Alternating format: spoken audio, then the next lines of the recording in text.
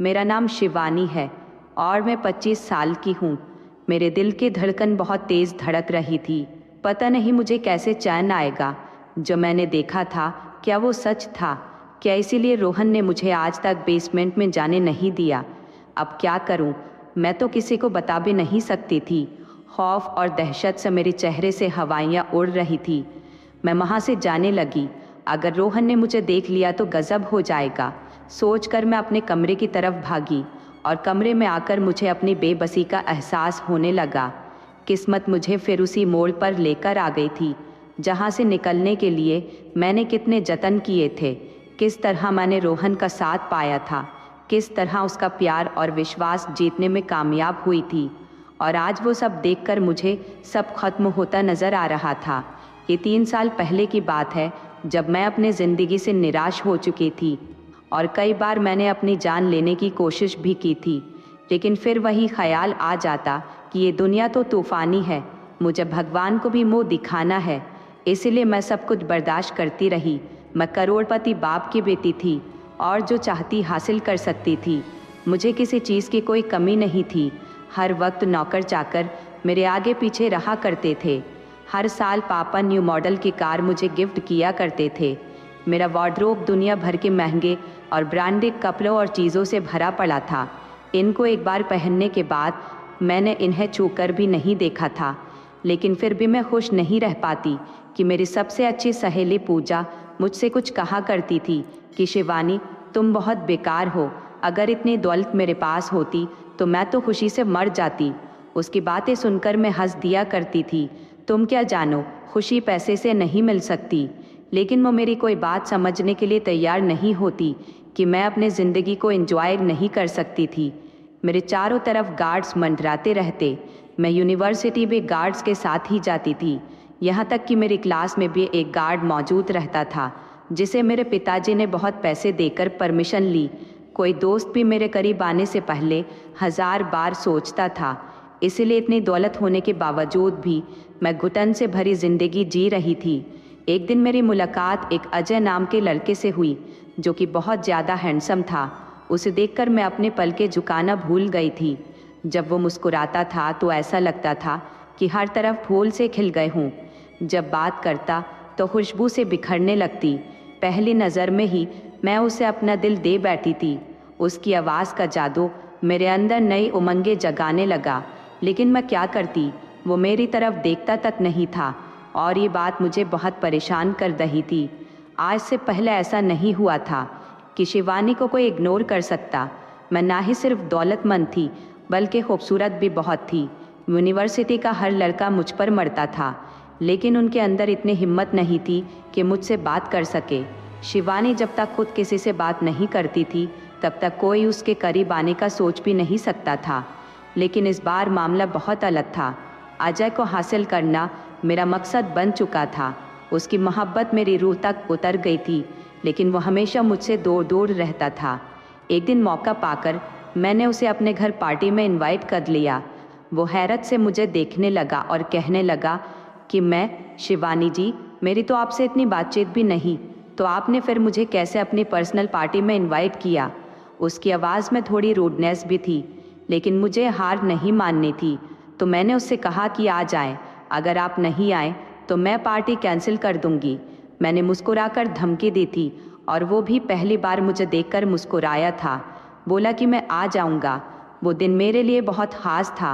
न जाने इतनी देर से मैं अपने लिए ड्रेस सेलेक्ट कर रही थी। मेरी ख़ास नौकरानी ने जब ये सब देखा तो बोली, दीदी, आप पर तो हर रंग जचता है, फिर इतना परेशान क्यों हो रही हो? वो मेरे फैलाए हुए कमरे को सेट करती जा रही थी। मैंने खुशी से उसे बताया कि तुम क्या जानो कि आज कौन आ रहा है पार्टी में। हैरत से मेरा मुंह तकती रही। वो कहने लगी कि क्या प्राइम मिनिस्टर आ रहे हैं आपकी पार्टी में? मैंने अपना सर पकड़ लिया और मैं कहने लगी, पागल लड़की, क्या मैं उनके लिए इतना तैयार होंगी? मेरी पिंकी से बहुत दोस्ती थी, वो मेरी हमराज थी और मैं उसे सब बताया करती थी। आज भी मैंने उसे अपने दिल की बात बता दी। पिंकी तो मुझसे भी ज़्यादा उतावली होने लगी थी। ये पार्टी तो बस एक बहाना था अजय से बातचीत बढ़ाने का और मैं उसमें कामयाब हो चुकी थी। आज मैंने देखा अजय बहुत बदला हुआ लग रहा था। वो मुझे बहुत गौर से देखे जा रहा था। वैसे भी मैं बहुत सुंदर लग रही थी। अजय मेरे लिए फूल लेकर आया था, जिसे देखकर मैं बहुत खुश हुई थी और उस दिन के बाद हम दोनों बहुत करीब आने लगे। अजय ने मुझे बताया था कि वो एक गरीब परिवार से है, तो उस पर मैंने कहा कि तुम फिक्र मत करो, मेरा सब कुछ तुम्हारा ही तो है। मैं उसे बहुत कीमती तोहफे दिया करती थी, परफ्यूम, शूज़, टी शर्ट्स, यहाँ तक कि मैंने उसे अपना एटीएम भी दे रखा था, ताकि उसे कभी भी ज़रूरत के वक्त मुझसे मांगना न पड़े। मैं ये नहीं समझ सकती कि वो मुझसे प्यार नहीं करता, बल्कि वो सिर्फ मेरी दौलत की वजह से मेरा इस्तेमाल कर रहा था। जब मैंने अपने पिताजी से अजय के बारे में बात की तो उन्होंने उससे मिलने का फ़ैसला कर लिया। मैं बहुत खुश थी। मुझे पता था कि वो मेरी बात कभी नहीं टाल सकते, लेकिन मेरे पिताजी एक बहुत समझदार इंसान थे।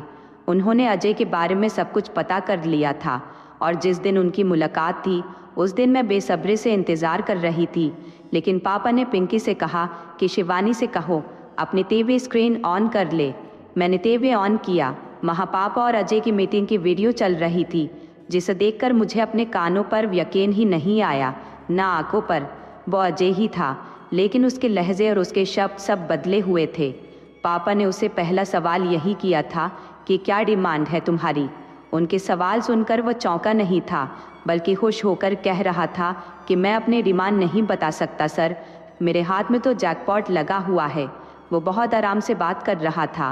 पापा ने कहा, मैं तुम लोगों के लिए अपना कीमती वक्त बर्बाद नहीं कर सकता, इसलिए जल्दी कीमत बताओ और चलते बनो। उसने बताया कि मुझे एक कार, एक बड़ा सा बंगला और 50 लाख रुपए चाहिए। पापा ने अपनी चेकबुक निकाली और कहा, मिल जाएंगे, और उस पर पैसे लिखने लगे। बाकी के मामलात मेरे सेक्रेटरी से मिलकर फिक्स कर लेना और जहां बंगला पसंद हो ले लेना, लेकिन अब मेरी बेटी के करीब आने का सोचना भी मत। ये कहकर पापा उठ खड़े हुए थे और वो चेक उठाकर खुशी खुशी कमरे से निकला। ये सब क्या था?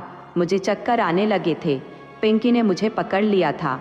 दीदी पानी पी लो, वो मुझे दिलासे देने लगी, लेकिन मैंने गिलास को दूर फेंक दिया। सब कुछ अपनी आंखों से देखने के बाद मेरे पास कोई सवाल नहीं बचा था।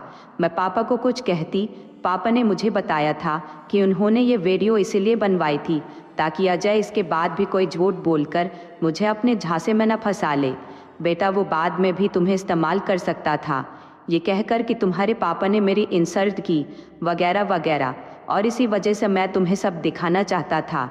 जो लड़का तुम्हारी दौलत को चाहेगा वो कभी एक अच्छा पति साबित नहीं हो सकता, और मैं उसे अपनी दौलत तो दे सकता हूँ, लेकिन अपनी सबसे कीमती चीज़ अपनी बेटी नहीं दे सकता। पापा की बातें सुनकर मैं खुद को उनका मुजरिम समझ रही थी। मुझे ज़िंदगी से नफरत हो चुकी थी। मैंने खुद को एक कमरे में बंद कर लिया था, बाहर निकलना छोड़ दिया था, यूनिवर्सिटी जाना भी मैंने बंद कर दिया था। पापा मेरे लिए बहुत परेशान रहते थे, मगर वो मुझे कुछ कहते नहीं थे। शायद वो मुझे वक्त देना चाहते थे संभलने के लिए, लेकिन मुझे संभलते संभलते भी 1 साल लग चुका था। मैंने बहुत मुश्किल से खुद को समझाया था कि अजय के लिए मैं खुद को मुश्किल क्यों दे रही हूँ। कुछ महीनों के लिए मैं लंदन घूमने निकल गई, मैं खुद ये यादें भुला सकूं। जब मैं वहाँ से वापस आई तो पापा ने मुझे रोहन से मिलवाया। वो बहुत मैच्योर इंसान था और मुझसे 4 साल बड़ा था। देखने में वो नौजवान था, लेकिन मेरे दिल में अब किसी के लिए कोई जगह नहीं थी। जब पापा ने मुझे बताया कि वो मेरी शादी रोहन से करना चाहते हैं, तो मैंने उन्हें एक ही जवाब दिया कि पापा, जैसा आपको ठीक लगे वैसा कर ले। और वह बहुत खुश हुए थे और मैं उनको अब दुख देना नहीं चाहती थी। वैसे भी किसी न किसी से शादी तो करने ही थी, तो पापा की पसंद से करने का फैसला कर लिया। एक दिन मैं दुल्हन बनी बैठी थी। मेरे दिल में कोई एहसास नहीं जागा था रोहन के लिए। रोहन ने आते ही मुझे एक खूबसूरत कंगन पहनाया और बहुत से वादे किए, लेकिन मैं जैसे कुछ सुन ही नहीं रही थी। और अब ऐसा होने लगा था, रोहन और मैं एक दूसरे से दूर दूर रहने लगे थे। हम में ऐसी कोई बात नहीं थी जो नए शादीशुदा जोड़े में होती है। लेकिन एक रात कुछ ऐसा हुआ जो सब कुछ बदल गया। उस रात अचानक एक खौफनाक तूफान आया। मैं घर में अकेली थी। तूफानी बारिश शुरू हो चुकी थी। ऐसे में बत्ती भी जा चुकी थी और उस वक्त घर में कोई नौकर भी नहीं था और डर से मेरे रोम रोम खड़े हो चुके थे। मैं डर डर के कमरे से निकली थी। मुझे अंधेरे से बहुत डर लगता था। उस वक्त मुझे कुछ पूछना था और मैं मेन गेट की तरफ भागने लगी। न जाने जैसे गेट से बाहर निकली और सड़क पर भागने लगी। हवाओं और बारिश के शोर के अलावा कोई नहीं था।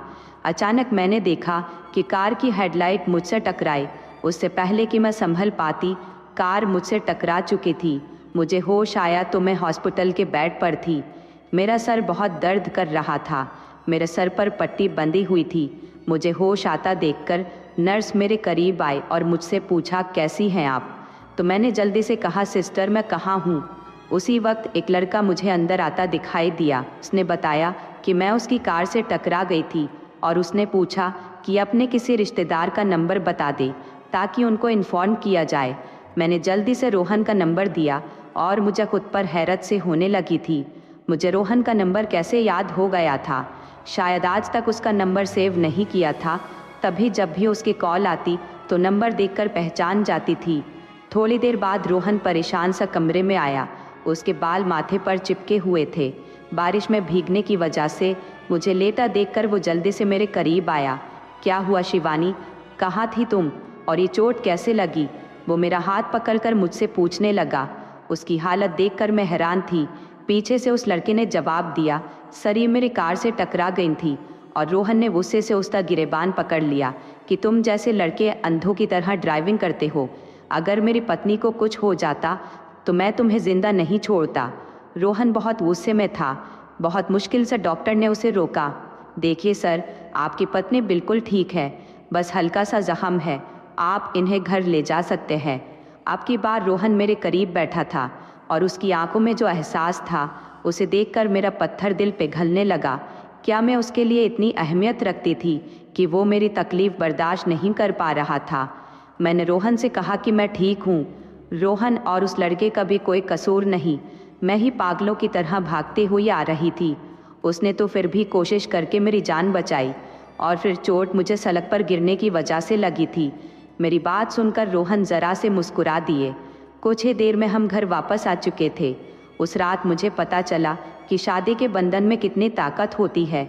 वो पति जो मुझसे खींचा खींचा रहता था, आज वो मेरे लिए कितना परेशान था और ये एहसास मेरे लिए बहुत खुशी का था। अगले सुबह मेरे लिए खुशियाँ लेकर आई थी। मुझे भी यह महसूस होने लगा था कि मैं अब जिंदा हूँ। रोहन की मोहब्बत पाते ही मैं सब कुछ भूल गई थी। मैं अब उसके बिना रहने का सोच भी नहीं सकती थी और यही हाल रोहन का भी था।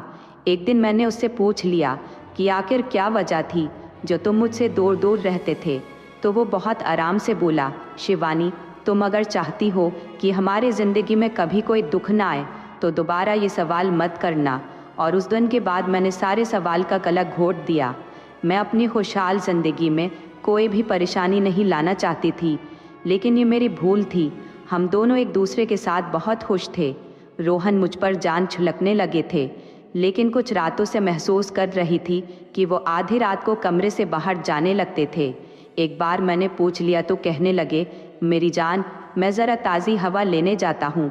और उसकी ये बात सुनकर मैं रिलैक्स हो जाया करती थी, लेकिन फिर भी मुझे अजीब से उलझन होने लगी थी। आखिर वो आधी रात को ही क्यों जाया करते थे?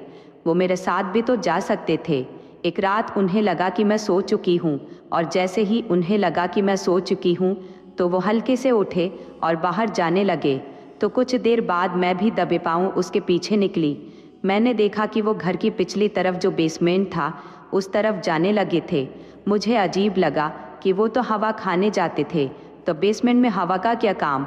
बेसमेंट में फालतू सामान पड़ा था। मैं जब से इस घर में आई थी मैंने बस बेसमेंट बाहर से ही देखा था। मैं अपनी जगह वापस आकर लेट गई। मुझे अजीब से घबराहट और बेचैनी होने लगी थी। आखिर रोहन ने मुझसे झूठ क्यों बोला? काफ़ी देर बाद जब रोहन वापस आए तो बहुत थके हुए और परेशान लग रहे थे। मैंने कुछ नहीं पूछा, बस उसकी तरफ प्यार से देखने लगी। दूसरे सुबह जब मैंने रोहन से पूछा कि आप बेसमेंट की तरफ क्यों गए थे, तो मैंने देखा कि वो एकदम से चौंक गए थे। उनकी घबराहट मैंने महसूस कर ली थी। वो गला साफ करके कहने लगे कि शिवानी मैंने कुछ आवाज़ सुनी थी, तभी उस तरफ गया था कि कहीं कोई चोर वगैरह तो नहीं घुस गया। वहाँ उनकी बात सुनकर मैं हद से ज़्यादा परेशान हो गई। क्या कह रहे हैं आप रोहन? आपने चौकीदार को क्यों नहीं कहा? आप खुद वहाँ क्यों चले गए? मैं बहुत घबरा गई थी। अगर तुमको कुछ हो जाता तो। अरे मेरी पागल सी पत्नी, डरो मत, मुझे कुछ नहीं होगा, वो मेरी पोनी खींच कर बोले। ये बात ख़त्म हो गई, लेकिन फिर एक रात मैंने उन्हें बेसमेंट में जाते हुए देखा। अब मुझे शक होने लगा था कि आखिर क्या वजह थी। रोहन मुझसे क्या छुपाने की कोशिश कर रहे थे। मैं उनके पीछे जाने लगी तो उन्होंने मुझे देख लिया। उस दिन रोहन बहुत गुस्से में थे। रोहन ने गुस्से में मुझसे कहा, शिवानी तुम क्या कर रही हो यहाँ? मैंने पूछा कि मैं आज देख कर रहूँगी कि क्या राज है जो तुम हर रात मुझसे छुप कर यहाँ आते हो। रोहन क्या हुआ? उन्होंने मुझे एक चांटा मार दिया। मैं सुन्न होकर रह गई। रोहन तुमने मुझ पर हाथ उठाया, मुझे यकीन नहीं आ रहा था। रोहन अब बहुत शर्मिंदा थे, कह रहे थे मुझे माफ़ कर दो शिवानी, ना जाने कैसे मेरा हाथ उठ गया। कभी वो अपना हाथ देखते, कभी मुझे। मैं रोते हुए कमरे में वापस आ गई थी और दरवाज़ा बंद कर लिया था। काफ़ी देर तक रोहन मुझे मनाने की कोशिश करते रहे, मगर उस वक्त मैं कुछ सुनना नहीं चाहती थी। सुबह जब मैं उठी तो रोहन ऑफिस जा चुके थे। मैं नाश्ता किए बिना सीधा बेसमेंट की तरफ जाने लगी। मेरी बेचैनी बढ़ती जा रही थी। आखिर ऐसा क्या राज था जो रोहन ने मुझ पर हाथ उठाया? लेकिन बेसमेंट में जाकर मैं निराश हुई। वहाँ सिर्फ फालतू सामान पड़ा था। मैंने हर जगह देख लिया, लेकिन मुझे ऐसा कुछ भी नज़र नहीं आया जिससे मुझे पता चलता कि रोहन यहाँ क्या करने आता है। मैं मायूसी से वापस पलटने लगी। इतने में ही पुरानी बाल्टी नीचे आ गिरी। मैं जल्दी से पीछे हटी। जहाँ से बाल्टी गिरी थी वहाँ एक संदूक पड़ा था। हैरत है, मेरी नज़र पहले क्यों नहीं पड़ी। मैंने जैसे ही संदूक खोला तो जो कुछ संदूक के अंदर था वो सब देखकर मेरी आत्मा फना होने लगी। कयामत ही तो टूटी थी मुझ पर। मैं घबरा कर वापस आ गई। रो रो कर मेरा बुरा हाल हो गया। एक बार फिर मेरे साथ वही हुआ। मेरी हालत ख़राब हो चुकी थी। उसी वक्त रोहन ने कमरे में कदम रखा। उसने मुझसे कहा कि ये क्या हालत बना ली है तुमने। वो परेशान सा मेरे करीब आया। मैंने कहा, रुक जाओ वहीं, मेरे करीब मत आना। मुझे सब मालूम पड़ चुका है कि तुम कौन हो। मैंने वो सारे पेपर्स और तस्वीर उसकी तरफ उछाली। अब रोहन मिट्टी का पुतला बनकर खड़ा था। तुम्हें मेरी दौलत चाहिए ना? तुम सब मेरी दौलत के पुजारी हो, इसीलिए शादी की थी तुमने मुझसे। मैं उस समय चिल्लाते हुए बोली जा रही थी, एक बार मेरी बात सुन लो, फिर जो चाहे सज़ा देना। मैं एक गरीब लड़का था और मुझे एक अमीर आदमी की लड़की से मोहब्बत हो गई थी, और उस लड़की ने मोहब्बत के जवाब में मुझे मेरे घर वालों के सामने बहुत रुस्वा किया। यहाँ तक कि सोशल मीडिया में भी मेरी पिक्चर्स लगाकर बहुत बुरी बातें लिखी। पिताजी ने मुझे घर से निकाल दिया। मेरी पढ़ाई तक छूट गई। सारे रिश्तेदार मेरा मजाक उड़ाने लगे। उस दिन मैंने फैसला किया कि अपने इस इंसल्ट का बदला मैं हर अमीर लड़की से लूँगा। फिर मैं अमीर लड़कियों को अपने प्यार के जाल में फंसाता, उनके सामने खुद को एक अमीर घर का लड़का साबित करता और उनसे शादी कर लेता, और उनकी दौलत हासिल करने के बाद मैं उनको डाइवोर्स देकर वहाँ से दूर चला जाता। अब तक मैंने 4 शादियाँ की थी। वो सब लड़कियाँ इसी लायक थी, बहुत ही घमंडी। फिर मेरा अगला शिकार तुम थी। मैंने अपनी बातों से अंकल को अपने शीशे में उतारा, क्योंकि तुम किसी से नहीं मिलती थी। हमारी शादी हो गई। मुझे तुमसे कोई लगाव नहीं था। मुझे बस तुमसे अपना वही बदला लेना था जिसने मेरी इंसल्ट करी थी। लेकिन मुझे कुछ ही दिनों में महसूस होने लगा कि तुम सबसे अलग हो। इतनी अमीर होकर भी ज़रा सा भी गुरूर नहीं है। तुम नौकरों से प्यार से बात किया करती हो, मैं हैरत से देखा करता। शिवानी, तुम सबसे अलग थी। मैं चाहकर भी तुम्हें नज़रअंदाज नहीं कर पा रहा था, और मुझे पता ही नहीं चला कि मैं कब तुमसे मोहब्बत करने लगा। मुझे उस रात पता चला जब मैंने कुछ तूफ़ानी बारिश में तुम्हें घर पर नहीं पाया और गेट भी खुला हुआ था। तुम कहीं नज़र नहीं आई। मुझे लगा कि मैंने तुम्हें खो दिया। तुम्हें पागलों की तरह तलाश किया। बीच सड़क पर मैं रोता हुआ गिर गया। भगवान से कहने लगा कि एक बार मुझे मेरी शिवानी से मिलवा दो, मैं सबसे माफ़ी मांग लूँगा। फिर मुझे तुम्हारी खबर आ गई। मैं तुमसे बहुत मोहब्बत करता हूँ, तुम्हें खोने से बहुत डरता हूँ। इसीलिए आज तुम पर हाथ उठाया कि कहीं तुम वो सब ना देख लो। अब वो आंसुओं से रो रहा था। शिवानी, तुम मुझे माफ़ कर दो, पहली और आखिरी बार, या अपने हाथों से मुझे मार डालो। मैं अभी सदमे में थी। मैंने उनके नाम, पते और तस्वीर जमा करनी शुरू की ताकि मैं उन सब से माफ़ी मांग सकूं और उनको वो सब कुछ वापस कर सकूं जो मैंने उनसे लिया था।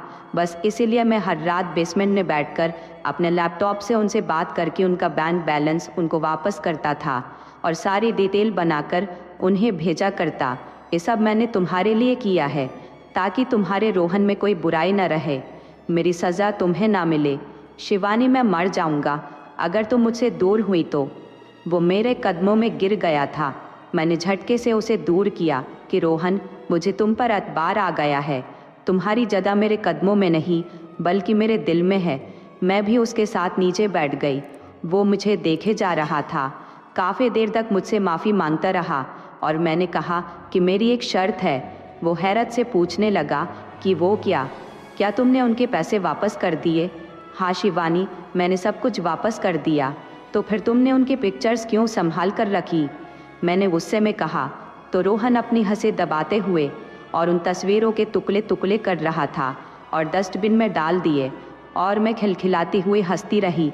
मैं रोहन को खोने का सोच भी नहीं सकती थी और अब जब वो सिर्फ मेरा था तो मैं क्यों पुरानी बातों को संभाल कर रखती। दोस्तों, अगर आप हमारे चैनल पर नए हैं तो चैनल को सब्सक्राइब करें। वीडियो अच्छी लगी हो तो वीडियो को लाइक करें और हाँ, नोटिफिकेशन बेल को ज़रूर दबाएं ताकि अगली अपडेट सबसे पहले आपको मिले।